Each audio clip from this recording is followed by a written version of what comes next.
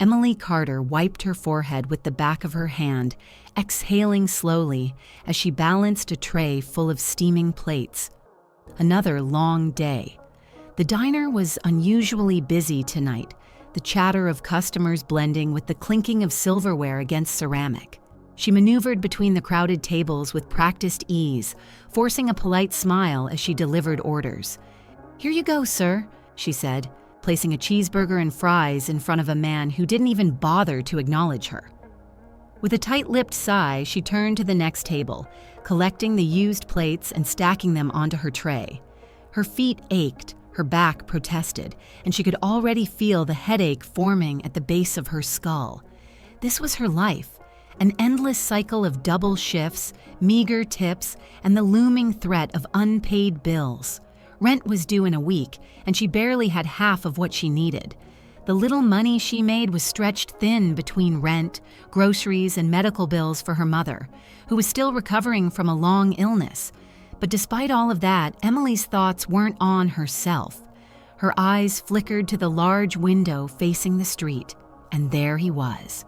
The boy had been coming to the diner for nearly 3 weeks now. He was always there, perched on the curb just outside, knees pulled to his chest, his oversized hoodie doing little to protect him from the biting cold. He was small, no older than 10, with hollow cheeks and dark eyes that held a quiet kind of sadness. He never asked for anything, never approached anyone. He just watched. Emily had noticed him from the very first night. At first, she had assumed he was waiting for someone, maybe a parent running late. But after seeing him night after night, in the same clothes, his face gaunt with hunger, she realized the truth. He was alone, and he was starving. The realization had hit her harder than she expected. It was one thing to see struggling adults. Life was cruel, and some people just got lost in it. But a child? That wasn't fair. She had wanted to approach him before, but she was afraid she might scare him away. He was cautious, guarded. Something told her he wasn't used to kindness. So she found another way. "Hey, Mike," she called out as she stepped into the kitchen after her shift. Mike, the diner's head cook, was a burly man in his late 50s, with thick arms and a permanent scowl. He barely looked up as he scraped the grill clean. "What is it, Carter?" "Got any leftovers?" she asked, keeping her voice casual. Mike stopped scrubbing and gave her a long look. "For the kid outside?" Emily hesitated before nodding. She should have known he had noticed too. Mike saw everything. With a grunt, the older man reached for a takeout container and started loading it with food. "You do this every night?" "Not every night," she admitted. "Just whenever I can." Mike huffed, snapping the container shut before handing it over. "Don't get too attached, Carter." Kids like that. They disappear just as quick as they show up. Emily frowned but didn't argue. Instead, she grabbed the food and headed for the door. Outside, the city lights cast a dull glow over the sidewalk. The boy was still there, shivering slightly. Emily approached carefully, kneeling beside him. "Hey," she said softly, holding out the container. "I thought you might be hungry." The boy stiffened, his eyes flicking up to meet hers. There was hesitation in his gaze, as if he wasn't sure whether to trust her. She didn't push. After a few seconds, he reached out, taking the food with small, trembling fingers. He didn't say a word, but the way he clutched the container, like it was the most valuable thing in the world, told her everything she needed to know. Emily smiled. "Eat while it's warm, okay?" He nodded just once. It wasn't much, but it was enough. What Emily didn't know was that she wasn't the only one watching. Across the street, a sleek black car was parked in the shadows, its tinted windows concealing the man inside. Nathaniel Beckett leaned back in his seat, fingers tapping idly against the steering wheel as he observed the scene in front of him. His sharp blue eyes took in the way Emily knelt beside the boy, the way she offered the food without hesitation, without expecting anything in return. Intriguing. He had been watching for days now, ever since he had first noticed the boy lingering outside the diner. At first, he had thought nothing of it, just another unfortunate case in a city full of them. But then he had seen her, a struggling waitress who had nothing to give, and yet still gave anyway. People like that were rare. Nathaniel wasn't a man who believed in sentimentality. His world was built on power and wealth, on strategy and control. He had clawed his way to the top, becoming one of the most influential businessmen in the country. And in his experience, people always acted out of self-interest. But this woman? She had nothing, and yet she still chose kindness. Fascinating. Nathaniel's lips curled slightly as he made his decision. He would wait a few more days, observe, and then he would make his move. That night, as Emily lay in her tiny apartment staring at the cracked ceiling, she thought about the boy. She thought about the way he had looked at her, wary but not ungrateful. She had no idea where he came from, no idea if he would be there tomorrow, but she hoped he would, because for reasons she couldn't quite explain, she wasn't ready to let him go. And somewhere across the city, Nathaniel Beckett was thinking the exact same thing. Nathaniel Beckett wasn't used to being intrigued. He was a man who had seen everything: luxury, power, deception, and greed. The world, as he knew it, was full of people who acted only in their own self-interest. In his line of work, genuine kindness was a weakness, a flaw that could be exploited. And yet, here he was, sitting in the back of his car for the fourth night in a row, watching a struggling waitress give away food she could barely afford to a boy she didn't even know. It was irrational, illogical, and it fascinated him. Nathaniel had first noticed the boy 2 weeks ago. He had been leaving an investment meeting in a building nearby when he spotted the child on the curb. Small, quiet, eyes hollow with hunger. Nathaniel had seen poverty before, but something about the way this boy sat there, resigned, as if expecting nothing from the world, had unsettled him. He had made a note of it, but hadn't planned on doing anything. That was until he saw her, Emily Carter. The first night he saw her give the boy food, he assumed it was a one-time act of pity. But then it happened again, and again. It wasn't pity, it was routine. She did it not for recognition, not to feel better about herself, but simply because she wanted to.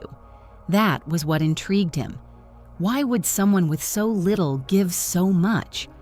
Nathaniel was a man who made decisions quickly. He had built his empire by trusting his instincts, by understanding people, and something told him that Emily Carter was worth understanding. But for now, he would watch, and then he would act.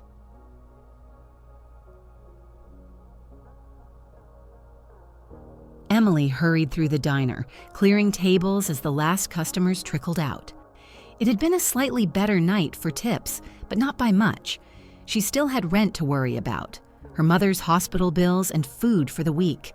She sighed, rubbing her tired eyes before sneaking a glance out the window. The boy was there. Emily felt an odd sense of relief. She grabbed a to-go container from the kitchen, filling it with some of the extra food Mike had set aside for her. When she stepped outside, the boy looked up, his thin fingers curling around the straps of his backpack. "I got you something again," she said softly, kneeling beside him. The boy hesitated, his gaze flickering between her and the bag. He looked almost conflicted, as if unsure whether he should accept. "It's okay," Emily assured him. "I don't mind." Slowly, the boy reached out, taking the food from her hands. She smiled, feeling warmth spread through her chest. This time, he didn't just nod. "Thank you," he whispered. It was the first time she had heard his voice. Software hesitant, but it meant everything. Emily opened her mouth to ask his name, but before she could, the boy's eyes widened, his expression shifting from cautious gratitude to alarm. Then, before she could react, he grabbed his bag and ran. Emily turned, confused, until she saw the sleek black car parked across the street, its tinted windows reflecting the city lights. A chill ran down her spine. Someone had been watching. Emily's heart pounded as she stared at the sleek black car parked across the street. Who was inside? And why had the boy run the moment he noticed it? A chill crawled up her spine. Was someone looking for him? Someone dangerous? She swallowed hard, forcing herself to take a deep breath. Calm down, Emily. It could be nothing. But something in her gut told her it wasn't. For a moment, she debated walking straight up to the car, demanding answers. But what if it was just some rich businessman waiting for a client? She couldn't afford to make a scene, not when she was already barely holding on to her job. After another glance at the now empty sidewalk where the boy had been, she sighed and turned back inside. Behind the tinted windows, Nathaniel Beckett watched her retreat, his jaw tightening. He hadn't meant to scare the boy. He had hoped to learn more, maybe even approach him himself. But the way the child had bolted at the sight of his car told him something troubling. This boy wasn't just homeless. He was hiding. From what, Nathaniel didn't know yet, but he intended to find out. The next evening, Emily searched the street anxiously as soon as her shift ended, but the boy was gone. Her heart sank. Had she scared him away? Was he okay? She spent the night restless, tossing and turning in her tiny apartment, her mind filled with worst-case scenarios. By morning, she had made up her mind. If she couldn't find the boy, she would at least figure out who was watching them. That night, as she finished up at the diner, she stepped outside with determination. The black car was there again, parked in the same spot. This time, she didn't hesitate. She marched straight toward it and knocked on the tinted window. For a moment, there was silence. Then the window rolled down, revealing a man. He was handsome in an almost unreal way. Sharp jawline, piercing blue eyes, and an air of authority that made Emily's breath catch. He didn't look like a criminal. He looked like he belonged in a boardroom making billion-dollar deals. "Can I help you?" he asked smoothly, as if he hadn't been watching her for days. Emily crossed her arms, trying to hide her nerves. "Yeah, you've been sitting out here for a while, watching. Who are you?" The man tilted his head slightly, studying her. "Nathaniel Beckett," he said simply. The name sent a jolt through her. No way. Even if she didn't follow the world of billionaires, she had heard of Nathaniel Beckett, Chief Executive Officer of Beckett Industries, a man whose name was practically gold in business circles. Why would he be watching her? "And you are?" he prompted, amusement flickering in his gaze. Emily straightened. Emily Carter. Nathaniel's lips twitched slightly. "I know." Her stomach flipped. "Excuse me?" "I've been watching," he admitted, his gaze unwavering. "Not in a sinister way, I promise. I wanted to understand something." Emily's pulse raced. "And what's that?" He leaned forward slightly. "Why someone with so little gives so much." She sucked in a breath, completely caught off guard. Nathaniel studied her for a moment before nodding. "I have an offer for you, Emily Carter." She blinked. "An offer?" "Yes," he said, his voice firm. "And if you hear me out, it might just change everything." Emily's mind raced as she stood frozen in front of the sleek black car, staring at the billionaire who had just offered her something. Nathaniel Beckett. The name alone carried weight. He was one of the most powerful men in the country, and yet here he was, speaking to her. And not just speaking, watching. She swallowed hard, her instincts screaming at her to be careful. People like him didn't just show up in the lives of people like her without a reason, and when powerful men had reasons, they were rarely good. "What kind of offer?" she asked warily. Nathaniel tilted his head, studying her like she was some kind of puzzle. "Let's take a walk," he said, stepping out of the car with a fluid grace that didn't belong to a businessman, but to someone in control. Emily hesitated. She had half a mind to turn and walk away, but something in his expression told her that would be pointless. So, with a deep breath, she forced herself to move. They walked in silence at first, the night air crisp against her skin. She felt exposed, walking beside someone like him.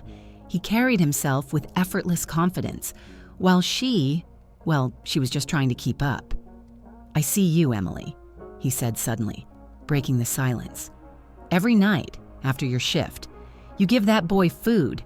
You barely have enough for yourself, yet you don't hesitate to help him."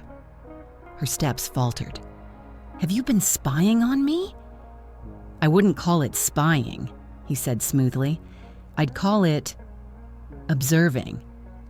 "That doesn't make it less creepy." Nathaniel chuckled, and the sound was oddly warm, like he wasn't used to laughing but found it amusing nonetheless. "Fair enough." Emily clenched her fists. "Look, if you have some kind of business proposition, just say it. I don't have time for games." He stopped walking, turning to face her fully.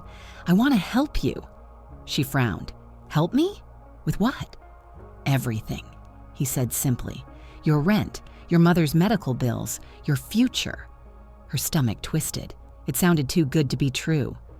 "And what do you get out of it?" Nathaniel's piercing blue eyes locked onto hers. "I get to understand you."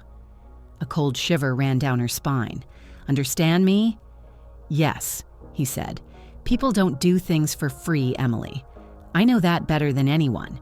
But you give without expecting anything in return. That's rare." His voice lowered slightly.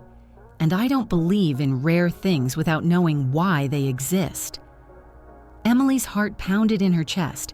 She didn't know what scared her more, the fact that a billionaire was offering to change her life, or the fact that he was doing it just because she confused him. "So what?" she asked, trying to sound braver than she felt. "You're offering me a deal?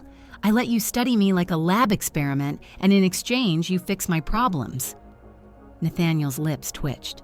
Something like that. She hated how tempting it sounded. Her mother was still recovering. The hospital bills weren't going away. Her job at the diner barely covered rent, let alone anything else. And yet accepting help from someone like him felt like stepping into the lion's den. "Why me?" she whispered. Nathaniel's gaze darkened. "Because I think you're more important than you realize." Her breath caught. This was dangerous. But something told her it was only the beginning. Emily felt like she was standing on the edge of a cliff, staring down into something she didn't fully understand. Nathaniel Beckett wasn't just offering help, he was offering an escape. From her debts, from her struggles, from the life she had barely been managing to survive. But at what cost? She crossed her arms, trying to mask the uncertainty tightening her chest. "And if I say no?" Nathaniel held her gaze unbothered. "Then you go back to your life and I go back to mine." It sounded so simple. Too simple. "No strings attached?" she asked skeptically. He smirked. "I don't do strings. I do agreements." Emily narrowed her eyes. "And what exactly does this agreement involve?" Nathaniel exhaled, his expression thoughtful. "You let me help you. Your bills, your mother's treatment, even your job if you want something better. In return, you let me understand why you do what you do." She frowned. "You make it sound like I'm some kind of mystery." "You are." His voice was firm, as if he had already decided this before she had even walked up to his car. "People don't give the way you do, not when they're struggling themselves. There's always a reason. And I want to know yours." Emily wasn't sure whether to be flattered or insulted. "So you're offering to change my life because you're curious?" "Yes." She wasn't expecting that level of blunt honesty. The rational part of her was screaming to walk away. Nothing in life came without consequences, and men like Nathaniel Beckett didn't just offer kindness for free. But another part of her, the part that was exhausted, desperate, tired of always fighting, wanted to say yes. It wasn't just about her, it was about her mother, about the boy she had been feeding, about the fact that no matter how hard she worked, she was always just barely keeping her head above water. Emily took a shaky breath. "And what happens if, after all this, you don't like what you find?" Nathaniel studied her for a long moment before answering. "Then I walk away, and you keep everything I've given you." Her fingers curled into fists. That didn't make sense. He was a businessman.